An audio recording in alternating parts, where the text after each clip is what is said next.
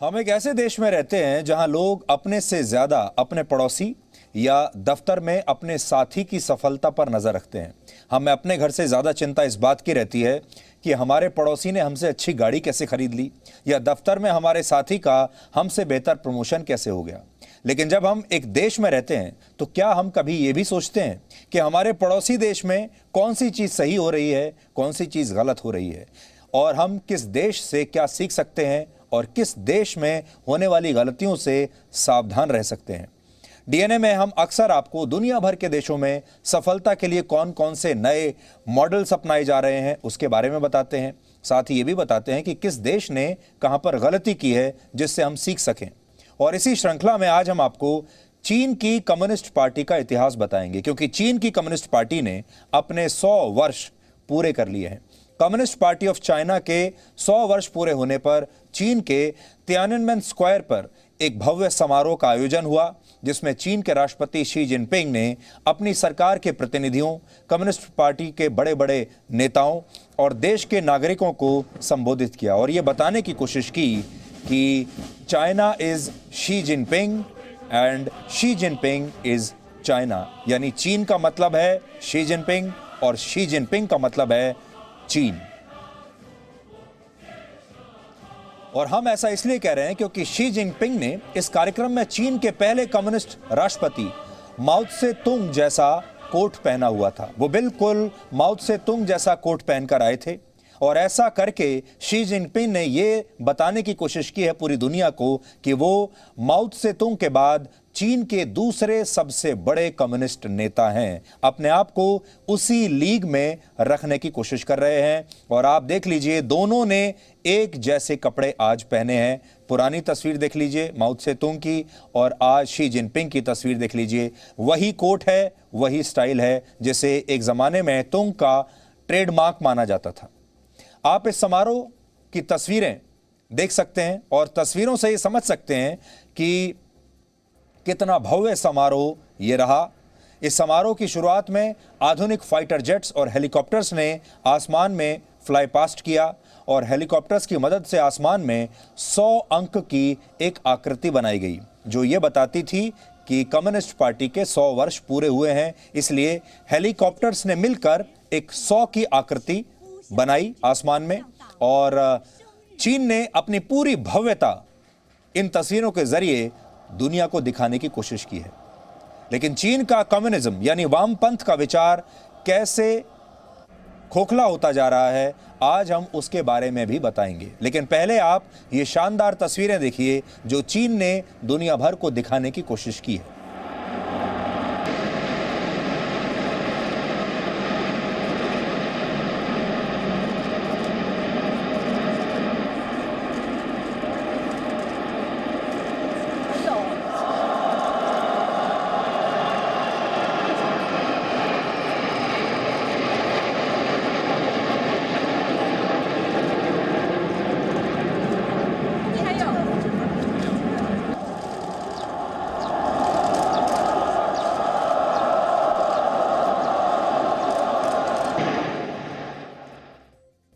इस समारोह में अलग अलग बैंड्स में 3000 लोगों ने सोशलिस्ट गाने गाए और कई धुनें भी इस दौरान बजाई गई।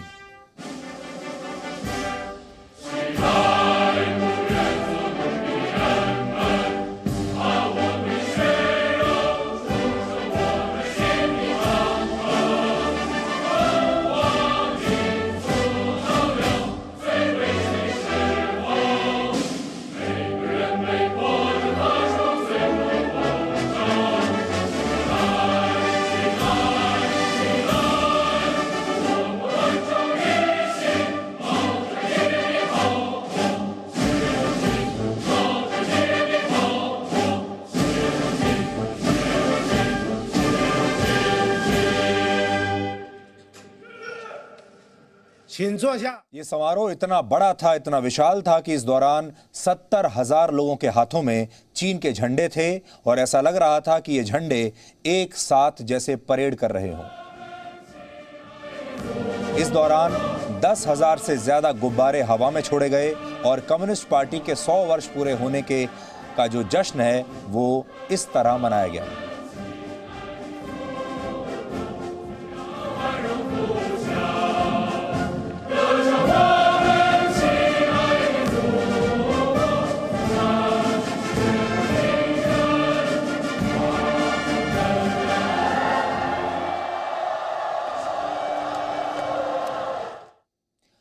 लेकिन जो बात यहां पर ध्यान देने वाली है वो ये कि इस समारोह में हिस्सा लेने आए इन 70,000 लोगों में से एक ने भी मास्क नहीं पहना हुआ था।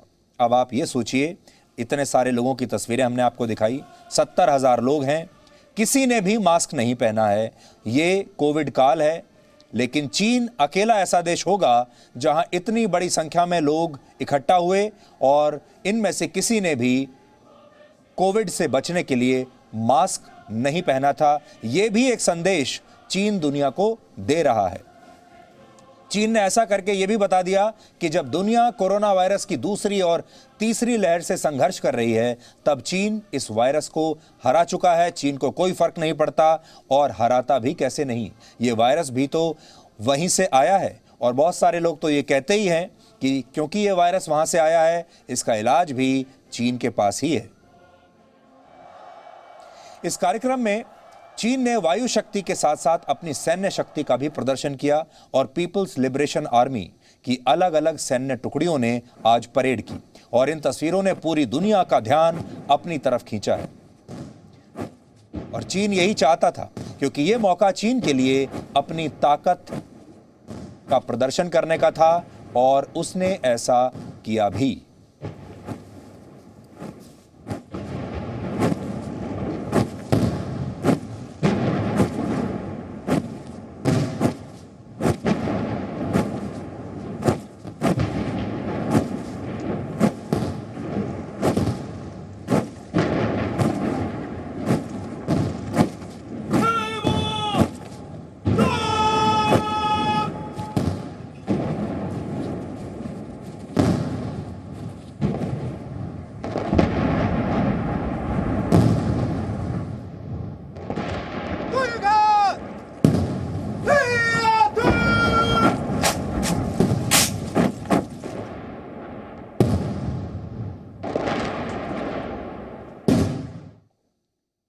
कुल मिलाकर शी जिनपिंग ने इस समारोह के जरिए चीन के वामपंथ को दुनिया के सामने एक बहुत बड़ी विचारधारा के रूप में रखा है और यह भी बताने की कोशिश की है कि वो वैश्विक शक्ति का नया केंद्र बन चुका है। हमने समारोह के अलग अलग हिस्सों को मिलाकर आज आपके लिए एक वीडियो विश्लेषण तैयार किया है जो आपको देखना चाहिए।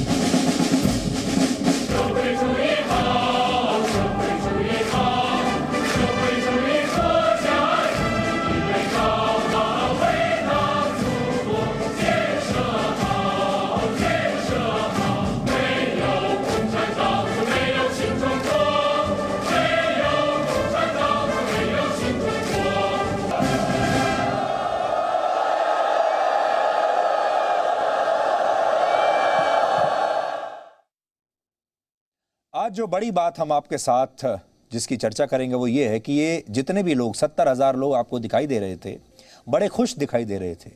अब बड़ी बात यह है कि चीन की ये जनता वाकई इतनी खुश है जितनी टीवी पर दिख रही है। ये बच्चे वाकई क्या इतने खुश हैं, इनके परिवार वाकई इतने खुश हैं जितने ये दिख रहे हैं, या फिर इन सब से एक्टिंग करवाई जा रही है। चीन के राष्ट्रपति ने इस समारोह में आज दो बड़ी बातें कही हैं। पहली बात यह कि चीन किसी भी विदेशी ताकत के सामने अब झुकेगा नहीं। ये एक तरीके से चीन ने पूरी दुनिया को चैलेंज करने की कोशिश की है। और दूसरी बात उन्होंने ये कही कि अगर कोई ऐसा करेगा, यानी चीन को झुकाने की कोशिश करेगा, तो उसे उसके गंभीर परिणाम भुगतने होंगे। शी जिनपिंग ने अपने इस भाषण में अपनी सेना को और आधुनिक बनाने की बात कही है, लेकिन शी जिनपिंग की इन बातों से आप चीन पर दुनिया के दबाव को भी महसूस कर सकते हैं जो कोरोना वायरस की वजह से पैदा हुआ है।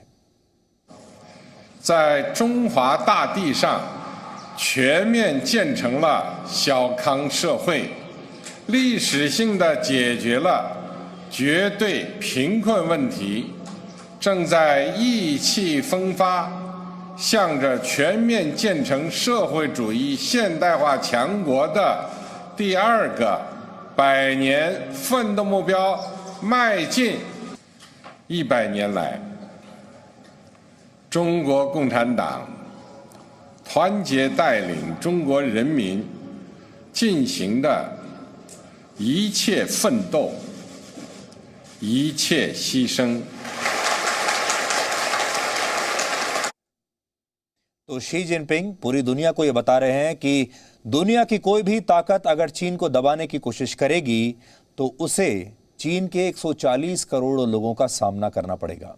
शी जिनपिंग ने आज इस समारोह में एक और बात कही और वो ये कि अगर चीन को अपना सपना पूरा करना है तो ये सपना कम्युनिस्ट पार्टी ही पूरा कर सकती है। और शी जिनपिंग ऐसा क्यों कह रहे हैं, आज ये आप सबको समझना होगा। चीन की कम्युनिस्ट पार्टी की दो बड़ी ताकतें हैं, यानी दो बातों पर यह पार्टी पूरी तरह से टिकी हुई है।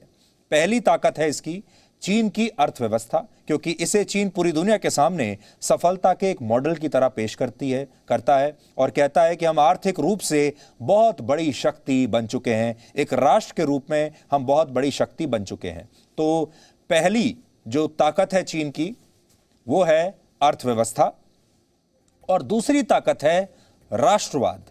अब आज डीएनए टेस्ट इस बात का करना है कि यह राष्ट्रवाद असली है या नकली है। आप कह सकते हैं कि चीन में कम्युनिस्ट शासन इन्हीं दो स्तंभों पर टिका हुआ है, अर्थव्यवस्था और राष्ट्रवाद।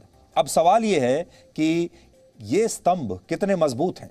इसका जवाब हम थोड़ा विस्तार से आज आपको देंगे। पहले आपको चीन की अर्थव्यवस्था के बारे में बताते हैं, क्योंकि दुनिया भर में इंप्रेशन ये है, आप भी सोचते होंगे कि अर्थव्यवस्था के मामले में चीन बहुत आगे निकल चुका है।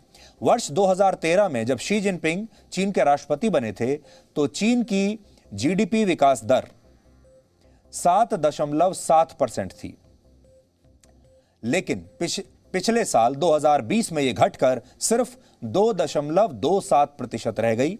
और ऐसा नहीं है कि यह गिरावट अचानक एक साल में ही आई हो, क्योंकि बहुत सारे लोग कहेंगे कि यह कोविड की वजह से हुआ होगा, क्योंकि सारी दुनिया की अर्थव्यवस्था गिरी है तो चीन की भी गिरी होगी। लेकिन अगर आप नजर डालें तो पिछले 7 वर्षों से चीन की जीडीपी विकास दर में यही ट्रेंड देखने को मिला है, यानी चीन के सामने सबसे बड़ी चुनौती यही है अपनी अर्थव्यवस्था को ठीक करने की। अब आप देखें 2013 में जब शी जिनपिंग आए 7.77% है जीडीपी ग्रोथ रेट, उसके बाद लगातार उसके बाद से कम होती जा रही है और 2013 से लेकर 2020 तक 7 साल में एक वर्ष भी ऐसा नहीं आया जब चीन ने 7.77% की ग्रोथ रेट के आंकड़े को पार किया हो, यानी लगातार नीचे आ रहा है और 2020 में तो बिल्कुल ही नीचे आ गया। इसलिए अर्थव्यवस्था नीचे जा रही है, तो एक स्तंभ चीन का कमजोर होना शुरू हो गया है।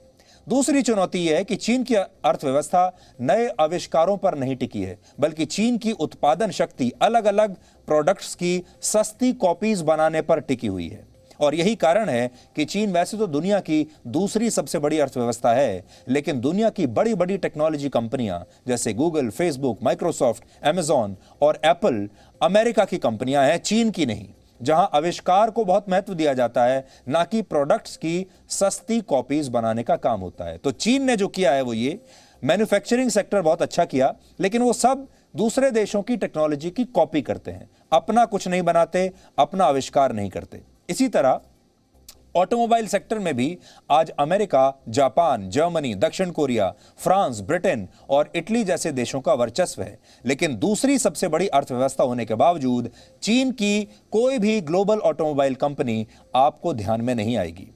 इसके अलावा चीन की अर्थव्यवस्था पर बहुत ज्यादा कर्ज भी है और यह पूरी अर्थव्यवस्था निर्यात पर आधारित है, एक्सपोर्ट पर। यानी चीन के लिए यह ताकत भी है और एक बड़ी कमजोरी भी। चीन असल में एक बहुत बड़ी फैक्ट्री है, मैन्युफैक्चरिंग हब है, फैक्ट्री की तरह वहां काम होता है और फिर उसे एक्सपोर्ट कर दिया जाता है और उसे बेचा जाता है, क्योंकि जैसे ही यूरोप और अमेरिका में आर्थिक मंदी आती है तो चीन का निर्यात कम हो जाता है, क्योंकि यूरोप के देशों के पास जब पैसा ही नहीं होगा, वहां आर्थिक मंदी होगी तो वो चीन का सामान खरीदना बंद कर देते हैं, जिससे चीन पर सीधा असर पड़ता है और चीन की अर्थव्यवस्था नीचे गिरने लगती है। इसके अलावा कोरोना जैसी महामारी में सप्लाई चेन टूटने से भी चीन के निर्यात पर असर पड़ा और यह बात चीन पिछले साल समझ चुका है। चीन ने तय किया है कि वो अपने देश के घरेलू बाजारों को अब सशक्त करेगा ताकि विदेशों में मंदी आने पर उसकी अपनी अर्थव्यवस्था चौपट ना हो और उसका इस तरह दिवाला ना निकल जाए। यानी चीन की अर्थव्यवस्था हाथी के दांत दिखाने वाले और खाने वाले और ये वाले मामला वहां पर चलता है। चीन में कामगारों की घटती संख्या और बुजुर्गों की बढ़ती आबादी ने भी उसकी अर्थव्यवस्था के लिए गंभीर चुनौती खड़ी की है। यह एक अहम बात है कि भले ही चीन ने अपनी बड़ी अर्थव्यवस्था खड़ी कर ली हो, लेकिन इस अर्थव्यवस्था के लिए उसके नागरिकों को अपने अधिकारों और स्वतंत्रता की बहुत बड़ी कुर्बानी देनी पड़ी है। इसलिए चीन की जो चमक दमक है वो तो पूरी दुनिया देखती है। हमने अभी जो आपको तस्वीरें दिखाई, वीडियोस दिखाए, उससे आपको ऐसा लगेगा कि चीन बहुत बड़ा विकसित देश है, शक्तिशाली देश है। ये चीन की चमक दमक है जो इस समय आपकी स्क्रीन पर दिख रही है। देखने में कितना अच्छा लगता है, लेकिन हमने पहले भी आपको कहा, क्या ये लोग वाकई इतने खुश हैं? क्या इनकी मुस्कुराहट और ये जोश असली है या नकली है? क्योंकि चीन में बड़ी संख्या में इन लोगों को अपने मानव अधिकारों की कुर्बानी देनी पड़ी और ऐसे में चीन के लोग खुश तो कभी नहीं हो सकते। और इसीलिए हम आपसे कहना चाहते हैं कि आप भाग्यशाली हैं क्योंकि आप भारत जैसे देश में रहते हैं। चीन में विदेशी निवेश भी बहुत तेजी से घट रहा है। 2013 से अब तक विदेशी निवेश 3.71% से घटकर सिर्फ 1.09% रह गया है। यानी अब चीन में फॉरेन डायरेक्ट इन्वेस्टमेंट उसकी जीडीपी का केवल 1.09% है। इन तमाम बातों का सार यह है कि कम्युनिस्ट पार्टी का एक स्तंभ इस समय बहुत बुरी तरह से डगमगा रहा है और उस स्तंभ का नाम है अर्थव्यवस्था। और यही वजह है कि अब चीन आक्रामक राष्ट्रवाद की तरफ बढ़ रहा है क्योंकि ये कम्युनिस्ट पार्टी का दूसरा स्तंभ है। आज से लगभग 70 साल पहले माओ त्से तुंग ने कहा था, power grows from barrel of a gun, यानी सत्ता बंदूक की नली से निकलती है। और आज 70 वर्ष बाद भी चीन की कम्युनिस्ट पार्टी इसी विचार पर काम करती है, इसी पर विश्वास रखती है। इसे भी कुछ उदाहरण के जरिए हम आपको समझाएंगे। वर्ष 2017 में चीन और भारत के बीच डोकलाम में संघर्ष हुआ था। फिर 2020 में भी चीन ने गलवान में आक्रामक राष्ट्रवाद पर चलते हुए तनाव को हिंसक संघर्ष में बदल दिया था। कहने का मतलब है कि चीन की कम्युनिस्ट पार्टी दो स्तंभों पर जो टिकी हुई है, उसमें जब अर्थव्यवस्था का स्तंभ कमजोर पड़ने लगता है तो चीन सत्ता पर नियंत्रण के लिए आक्रामक राष्ट्रवाद को अपनाता है। हमें लगता है कि भारत को इस चुनौती के लिए भी तैयार रहना होगा। चीन लगातार राष्ट्रवाद का सहारा ले रहा है, लेकिन एक बात और है जो भारत के लिए अच्छी है, वो ये कि ये राष्ट्रवाद नकली है। एक और बात समझनी चाहिए कि चीन में अब राष्ट्रवाद की भावना कैसे कमजोर हो रही है, क्योंकि वहां जो सेना है वो भारत की सेना से बिल्कुल अलग है। वहां की सेना देश की सेना नहीं है, चीन की सेना नहीं है, बल्कि वहां की सेना चीन की कम्युनिस्ट सरकार की है। और चीन में लोग राष्ट्रवाद की भावना के साथ सेना में शामिल नहीं होते जैसा भारत में होता है। भारत में आपने देखा होगा, जो लोग सेना में जाते हैं वो राष्ट्रवाद की भावना से भरे होते हैं, उन्हें बहुत बड़ा देशभक्त समझा जाता है, माना जाता है। और जो लोग सेना में काम करते हैं वो और उनका पूरा परिवार गर्व से भरे होते हैं क्योंकि हमारा एक परिवार का सदस्य सेना में काम करता है। भारत का पूरा समाज, हम सब लोग उन्हें गर्व की दृष्टि से देखते हैं। और हमारे यहाँ जो भारतीय सेना की पूरी छवि है हमारे सैनिकों की, वो राष्ट्रवाद से भरी हुई है। जो लोग बाहर से उन्हें देखते हैं, यानी जो सिविलियन है, हमारे जैसे नागरिक, हम भी गर्व से भर जाते हैं। और जो लोग सेना में काम करते हैं हमारे यहाँ, वो तो राष्ट्रवाद से भरे होते ही हैं। लेकिन चीन की सेना में ऐसा नहीं है। चीन की सेना में जो लोग शामिल होते हैं वो राष्ट्रवाद की वजह से नहीं, बल्कि रोजगार की वजह से शामिल होते हैं। दूसरा, उन पर दबाव बनाया जाता है कि उन्हें चीन की सेना में अपनी सेवाएं देनी है। और चीन में ये कानून है कि जो लोग चीन की सेना में शामिल होने से इनकार कर देते हैं उन पर कई तरह के प्रतिबंध लगा दिए जाते हैं, उनका सामाजिक बहिष्कार होता है। इसलिए लोग वहां अपनी मर्जी से नहीं बल्कि जबरदस्ती सेना में शामिल होते हैं, मजबूरी में शामिल होते हैं। और इसीलिए चीन ने जब जब भी जहां भी लड़ने की कोशिश की है, जिस भी युद्ध में चीन उतरा है, चीन की हार होती है क्योंकि चीन के सैनिक बहादुरी से लड़ नहीं पाते, जबकि हमारे सैनिक बहादुरी से लड़ते हैं। चीन के पास हथियार बहुत बड़े बड़े हैं, आधुनिक हथियार हैं, पैसा बहुत है, लेकिन उनके सैनिकों में हिम्मत नहीं है। हमारे यहाँ हथियार भले ही पुराने होंगे, कम भी होंगे, टेक्नोलॉजी भी हो सकता है चीन से पीछे ही हो, लेकिन हमारे सैनिक बहुत बहादुर हैं और इसीलिए चीन की सेना और भारत की सेना जब भिड़ती है कभी आपस में, जैसा कि आपने गलवान में देखा, तो यहां बहादुरी के मामले में भारत के सैनिक उन पर बहुत भारी पड़ते हैं। आज जब चीन कम्युनिस्ट पार्टी के 100 वर्ष पूरे होने का जश्न मना रहा है, तब आपको इस पार्टी का इतिहास भी जानना चाहिए। आज आपको मदद मिलेगी इससे। 20वीं सदी की शुरुआत में चीन में राजशाही शासन हुआ करता था, लेकिन इसी दौरान वर्ष 1911 और 12 में राजशाही शासन के खिलाफ सैन्य विद्रोह ने आग पकड़ ली और वहां के राजा पुई को गद्दी छोड़ने के लिए मजबूर किया गया। यानी तब वहां के राजा की गद्दी चली गई क्योंकि सैन्य विद्रोह हुआ। चीन को एक गणतांत्रिक राष्ट्र घोषित कर दिया गया और यही वो समय था जब चीन ने खुद को पूर्ण रूप से आजाद माना। यानी ये 1911 की बात है।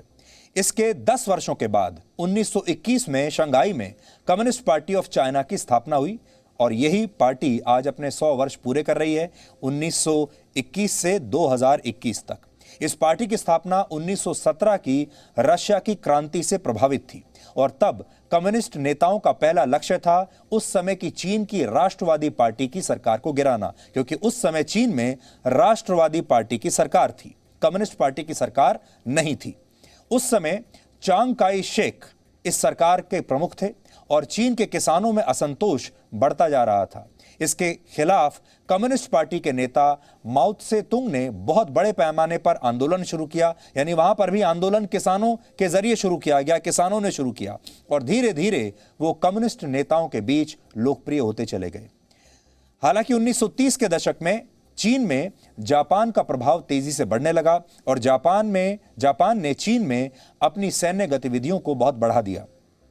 वर्ष 1935 आते आते जापान चीन पर कई हमले कर चुका था। सोचिए, छोटा सा देश जापान इतने बड़े देश चीन पर हमले कर रहा था और इससे लड़ने के लिए ही वर्ष 1937 में चीन की कम्युनिस्ट पार्टी और उनकी प्रमुख विपक्षी जो विरोधी दल था, नेशनलिस्ट पार्टी, जो सत्ता में भी था, यानी ये दो विरोधी दल थे चीन में, कम्युनिस्ट पार्टी और नेशनलिस्ट पार्टी। यहां पर यह सीखने की बात है कि दो विरोधी दलों ने आपस में हाथ मिला लिया। ये ऐसा समझ लीजिए जैसे भारत में कांग्रेस और बीजेपी हाथ मिला लें, और यह संघर्ष वर्ष 1945 तक चला क्योंकि तब जापान लगातार हमले कर रहा था। उससे बचने के लिए दोनों पार्टियों ने हाथ मिलाया।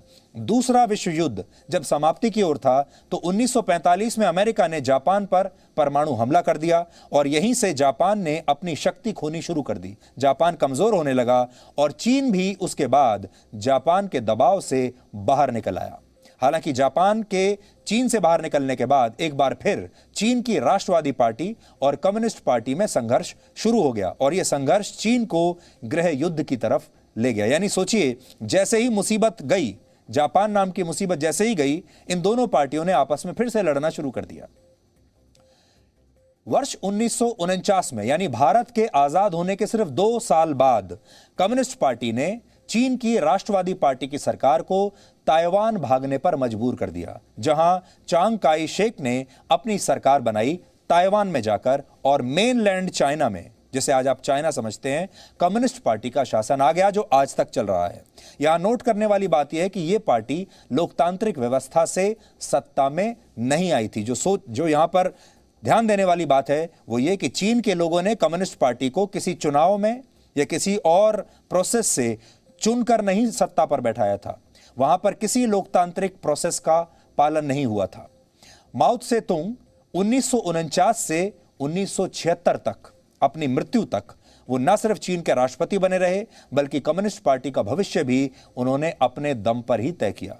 इस दौरान उन्होंने 2 बड़े फैसले किए जिनसे करोड़ों लोगों की जान चली गई। इनमें पहला फैसला था the great leap forward policy, उसे कहते हैं the great leap forward policy. इसके तहत माओ त्से तुंग ने 1958 से 1960 के बीच किसानों को साझा खेती करने के लिए मजबूर किया, यानी कम्यून व्यवस्था स्थापित करने की कोशिश की। और इस व्यवस्था में लोग अलग अलग परिवार और समुदाय से होते हुए भी अपनी संपत्ति को एक दूसरे के साथ शेयर करते हैं और एक साथ रहते हैं। माओ त्से तुंग ने ऐसा इसलिए किया ताकि चीन की औद्योगिक जरूरतों को पूरा किया जा सके, लेकिन यह पॉलिसी चीन को भीषण सूखे की तरफ ले गई और 3 करोड़ लोग इस दौरान मारे गए। 3 करोड़ लोगों ने अपनी जान गंवा दी। दूसरा बड़ा फैसला था 1966 का कल्चरल रेवोल्यूशन यानी सांस्कृतिक क्रांति। इसके तहत चीन में कम्युनिस्ट सोच को, कम्युनिस्ट विचारधारा को लोगों पर जबरदस्ती थोपा गया और जो लोग दूसरी विचारधारा या संस्कृति में विश्वास रखते थे, जो वामपंथ के खिलाफ थे, उन्हें इतिहास से ही गायब कर दिया गया और हर तरफ चीन की पहचान कम्युनिज्म से जोड़ दी गई, वामपंथ से जोड़ दी गई। इसके लिए चीन की ऐतिहासिक पहचान कन्फ्यूशियवाद को भी तबाह करने की कोशिश हुई।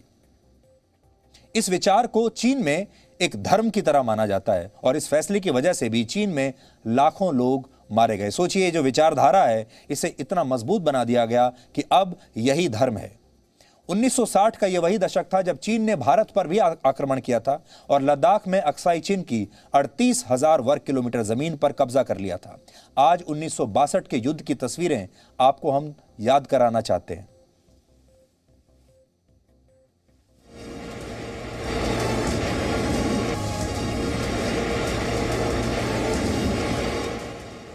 भारत तो चीन को अपना दोस्त समझता था। हिंदी चीनी भाई भाई का नारा भारत में गूंजा करता था, लेकिन चीन ने उस समय भी हमारे साथ धोखा किया और 1962 में युद्ध हुआ भारत के साथ और इस युद्ध में भारत हार गया था। और यकीन मानिए, हर भारतीय की आत्मा पर उस हार का जो बोझ है वो आज भी है। आज भी हर भारतीय उस हार को भुला नहीं पाया है। हालांकि माओ त्से तुंग का शासन 1976 में उनकी मृत्यु के साथ समाप्त हो गया। 1976 वो समय था जब भारत में इमरजेंसी लगी हुई थी और इंदिरा गांधी प्रधानमंत्री थी। फिर 1980 के दशक में डेंग शाओपिंग का शासन शुरू हुआ, जिन्होंने माओ त्से तुंग की दशकों पुरानी आर्थिक नीतियों को खत्म कर दिया, रिवर्स कर दिया और चीन के बाजारों को पूरी तरह दुनिया के लिए खोल दिया। आर्थिक उदारवाद के इस दौर ने चीन को गरीबी से बाहर निकालने में काफी मदद की। तब तक चीन बहुत गरीब देश हुआ करता था।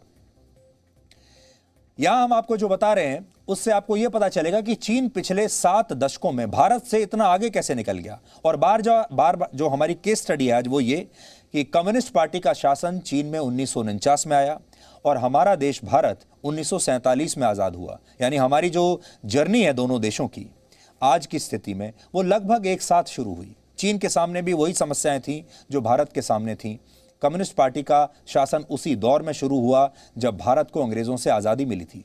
चुनौती दोनों देशों के सामने एक जैसी थी। गरीबी सबसे बड़ी चुनौती थी और दोनों के पास बहुत बड़ी जनसंख्या थी। इसलिए अब आपको हमारी बातें बहुत ध्यान से सुननी चाहिए कि चीन ने ऐसा क्या किया जो हम नहीं कर पाए। जिस चीन की जीडीपी विकास दर माओ त्से तुंग के शासन में माइनस में चली गई थी, वही जीडीपी विकास दर डेंग के कार्यकाल में 10% की दर से कई वर्षों तक बढ़ती चली गई। यानी चमत्कार हो गया। कहां आप 0 से भी नीचे हैं और फिर आप 10% की जीडीपी ग्रोथ रेट से बढ़ रहे हैं। इसी दौर में चीन ने अपनी ये पहचान बनाई कि वो दुनिया के कई देशों को उनकी जरूरत का सामान निर्यात कर सकता है। यानी चीन दुनिया की एक बहुत बड़ी फैक्ट्री बन गया, मैन्युफैक्चरिंग हब बन गया। यानी जो मेड इन चाइना की बात हम आज करते हैं उसकी शुरुआत इसी दौर से शुरू हुई थी और पूरी दुनिया में मेड इन चाइना का जो लेबल था वो चलने लगा। हर कोई भी चीज किसी भी दुनिया में कहीं कहीं किसी भी देश में खरीदिए, सब पर मेड इन चाइना लिखा है। और चीन का बना सामान अमेरिका, भारत, यूरोप के देशों में इस्तेमाल होने लगा, बिकने लगा। उस समय पूरी दुनिया चीन को वर्ल्ड्स फैक्ट्री कहती थी। दुनिया की फैक्ट्री है चीन। हालांकि आर्थिक परिवर्तन के बावजूद नागरिक स्वतंत्रता में कोई बदलाव नहीं हुआ और चीन में न तो इससे पहले के शासन में नागरिकों को किसी तरह का कोई अधिकार था, मानव अधिकारों की कोई कद्र होती थी, और ना ही इस शासन में लोगों की जिंदगी में कोई बदलाव आया। यानी लोग पहले भी गुलाम ही थे और इस दौर में भी लोग गुलाम ही रहे। बस फर्क यह आया कि अब लोगों की जेब में थोड़ा पैसा आना शुरू हो गया, लेकिन वो थे तब भी गुलाम ही और आज भी हैं। 1989 में चीन के तियाननमेन स्क्वायर पर पीपल्स लिबरेशन आर्मी ने एक छात्र विद्रोह को बहुत क्रूरता से कुचला था। इसे आप इस तस्वीर से भी समझ सकते हैं। उस जमाने में यह बहुत बड़ी खबर बनी थी जब हजारों छात्र इसमें मारे गए थे और चीन की सेना टैंक लेकर इसी जगह पर उतर आई थी जहां आज इतना भव्य समारोह आप देख रहे थे। ये चीन की सेना उसी जगह पर उतर आई थी और ये जो तस्वीर हम आपको दिखा रहे हैं बहुत मशहूर है। इसमें एक चीनी छात्र सेना के टैंकों के सामने बड़ी बहादुरी के साथ खड़ा हो गया। चीन मानता है कि इस विद्रोह में 200 छात्र मारे गए थे, लेकिन अमेरिका जैसे देशों की संस्थाएं मानती हैं कि मरने वाले छात्रों की संख्या उस समय हजारों में थी। बड़ी बात यह है, 1989 में जब ये नरसंहार हुआ था, वो तस्वीर आप देख लीजिए और आज की तस्वीर, ये जो दोनों हमने अभी आपको दिखाई, ये दोनों एक ही जगह पर हो रही हैं। वही तियाननमेन स्क्वायर है 1989 का, और वही जगह आज वहां इतना भव्य समारोह चल रहा है। 1980 के दशक में एक तरफ चीन अपने नागरिकों से उनकी आजादी छीन रहा था, तो दूसरी तरफ इसी समय काल में दुनिया की सबसे विवादास्पद जनसंख्या नियंत्रण नीति भी चीन में ही लागू की गई, और इसके तहत चीन में परिवारों को एक बच्चा पैदा करने की ही आजादी थी। सोचिए, आपको बच्चे पैदा करने की भी आजादी चीन ने छीन ली। चीन दावा करता है कि ऐसा करके उसने 1979 से 2016 तक 40 करोड़ बच्चों को जन्म लेने ही नहीं दिया।